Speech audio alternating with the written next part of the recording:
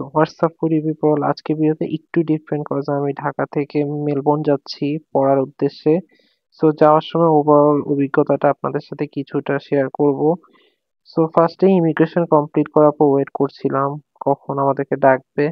So একটা time আসে যখন আমাদেরকে অ্যানাউন্স করে বিমানে যাওয়ার জন্য। এর জন্য ফার্স্টেই একটা বাসে করে আমাদেরকে প্লেন পর্যন্ত নিয়ে গিয়েছিল। And here is the plane. Thai এয়ারওয়েজে করে গিয়েছিলাম ফার্স্টে থাইল্যান্ড, দেন থাইল্যান্ড থেকে ট্রানজিটের পর দেন হচ্ছে মেলবোর্ন যাব।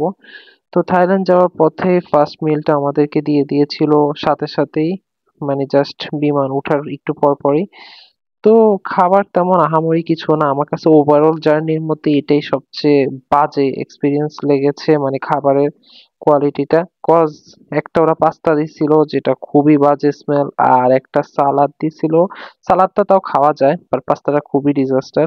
আর ব্রেড এন্ড বাটার ছিল, বাট ডেজার্টটা খুবই মজা ছিল। একটা মিল্ক কেক দিয়েছিল যেটা খেতে ভালোই মজা ছিল অ্যান্ড সফট ছিল। তো আমার কাছে ওভারঅল এই কেকটাই ভালো লেগেছে, এন্ড একটু পর পর ওরা জুস তো অফার করছিলই, অরেঞ্জ জুস নিয়েছিলাম। সো দেখতে দেখতে আমি প্রায় ব্যাংকক পৌঁছে গিয়েছিলাম। ব্যাংককের আকাশে তখন প্রায় ভোর 7টা বাজছিল। অনেক সুন্দর একটা শহর। ইচ্ছা করছিল এখানে নেমেই কিছুক্ষণ থাইল্যান্ড ঘুরে যাই, বা সেই সুযোগ তো আর হয়নি। তো সুবর্ণভূমি এয়ারপোর্টে নামার পরে আমাদের দৌড়াদৌড়ি শুরু হয়ে যায়। আমি আর আরো আমার একটা ফ্রেন্ড ছিলাম, আমাদের এয়ারপোর্টে পরিচয় হয়েছিল।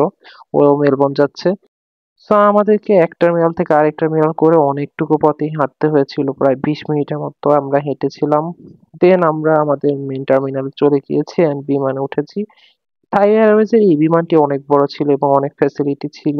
আমি হ্যারি পটার দেখতে দেখতেই আমাদের মিলটা চলে আসে। আর এই মিলের মতো তেমন আহামরি নাই এই মিলটাও আমার কাছে, মানে ফরেনারদের জন্য ওকে, বাট আমাদের টেস্ট বাডের সাথে তেমন একটা যায় না। ডিমটা জাস্ট অ্যাজ ইউজুয়াল ডিমকেই একটু সিজনিং করে দিয়েছিল আর সসেস দিয়েছিল।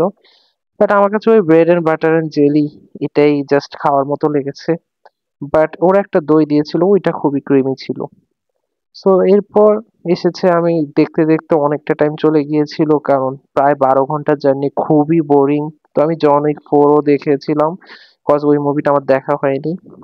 আর দেনই দেখতে দেখতে আমাদের পরে মিলটাও দিয়ে দিয়েছিল, and এটা ছিল আমাদের ফাইনাল মিল। সো তখন আমরা প্রায় অস্ট্রেলিয়ার দিকেও ঢুকেছিলাম, বাট আরো আমাদের প্রায় 3 ঘন্টা লাগবে। সো এখানে ম্যাশ পটেটো আর জিঞ্জার চিকেন দিয়েছিল। এই মিলটা ওভারঅল সব মিলগুলোর মধ্যে একটু মজা লেগেছে। একটা চিকেন সালাদ দিয়েছিল।